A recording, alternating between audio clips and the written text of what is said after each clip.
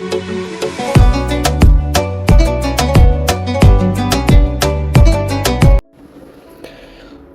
दोस्तों, आज का टॉपिक वेरी इंपॉर्टेंट टॉपिक है। स्वागत है आप सभी का। महाजनपद काल। तो हम जो ये हिस्ट्री सेशन स्टार्ट कर रहे हैं दोस्तों, तो महाजनपद काल किससे रिलेटेड इसमें क्वेश्चन ऐड किए गए हैं। तो पहला क्वेश्चन है, पाली ग्रंथों में गांव के मुखिया को क्या कहा गया है, भोजक या ग्राम भोजक। नेक्स्ट है, उज्जैन का प्राचीन नाम क्या था, अवंतिका। नंद वंश का संस्थापक कौन था, महापद्मानंद। प्राचीन भारत में पहला विदेशी आक्रमण किनके द्वारा किया गया था, ईरानियों द्वारा। सिकंदर ने भारत पर कब आक्रमण किया था, 326 ईस्वी पूर्व।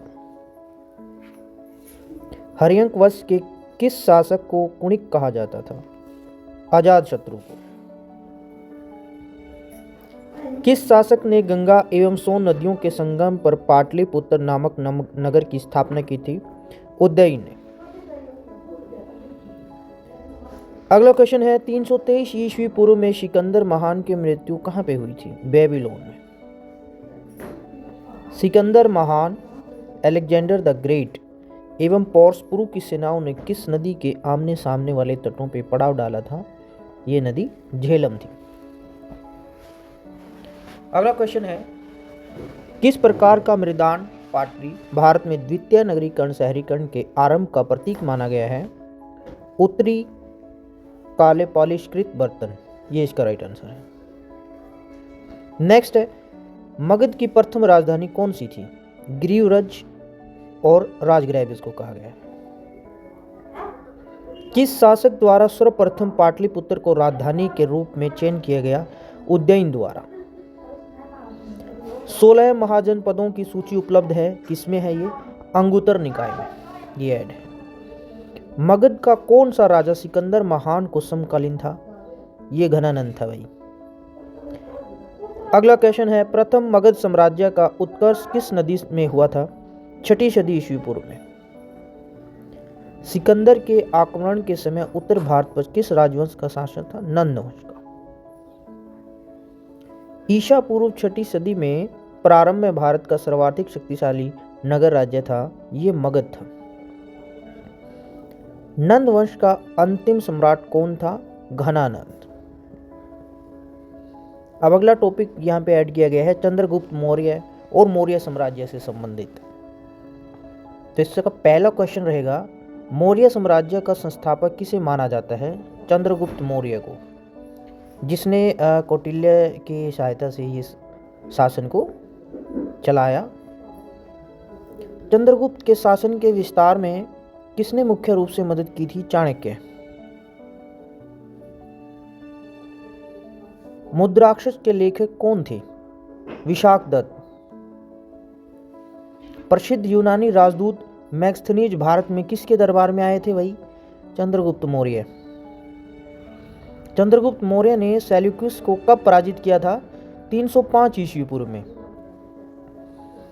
अगला क्वेश्चन है, भारतीय लिखने की कला नहीं जानते, यह किसकी उक्ति है, ये किसने कहा था भाई, मैग्स्थनीज ने ये कहा था।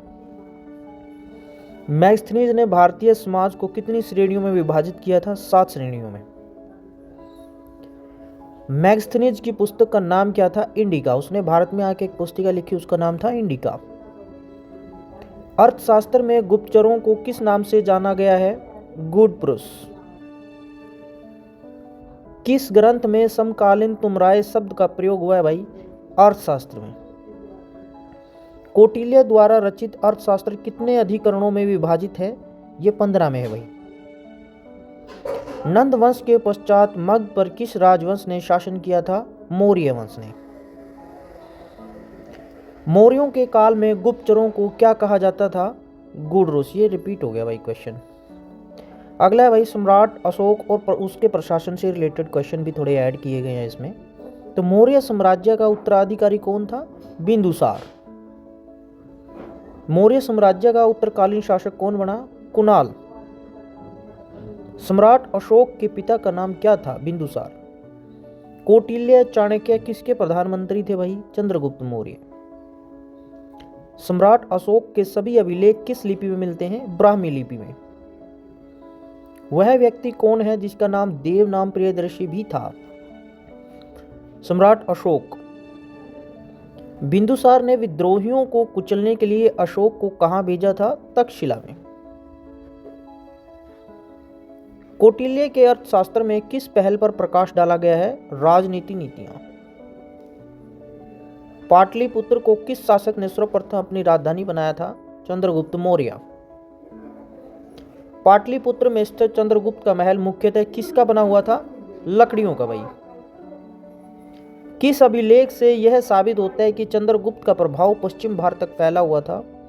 रुद्रदमन का जूनागढ़ अभिलेख। केवल यह स्तंभ जिसमें अशोक ने स्वयं को मगध का सम्राट बताया है बाबू स्तंभ है भाई, बाबू में वहां पे लिखा पड़ा है। कुछ क्वेश्चन भाई कला, धर्म और युद्ध से रिलेटेड हमने ऐड किए हैं। इसका फर्स्ट क्वेश्चन है, सांची स्तूप किस धर्म की कला व मूर्ति कला को निरूपित करता है? बौद्ध।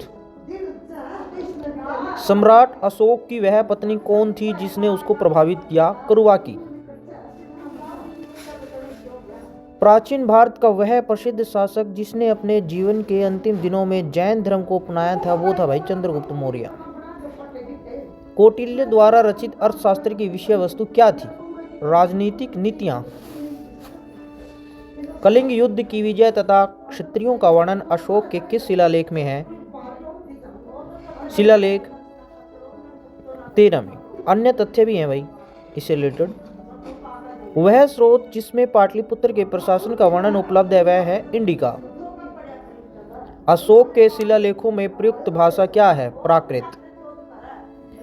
भारतवर्ष का सबसे प्राचीनतम स्तूप कौन सा है? सांची। उत्तराखंड में अशोक का एक शिलालेख स्थित है कालसी में। सांची का स्तूप किसने बनवाया था? अशोक ने। अशोक के शिलालेखों को पढ़ने वाला प्रथम अंग्रेज कौन था? James Prinsep. आशा करते हैं दोस्तों आज का वीडियो आपको पसंद आया होगा। वीडियो आपको अच्छा लगे तो लाइक शेयर जरूर कर दीजिएगा। Thank you.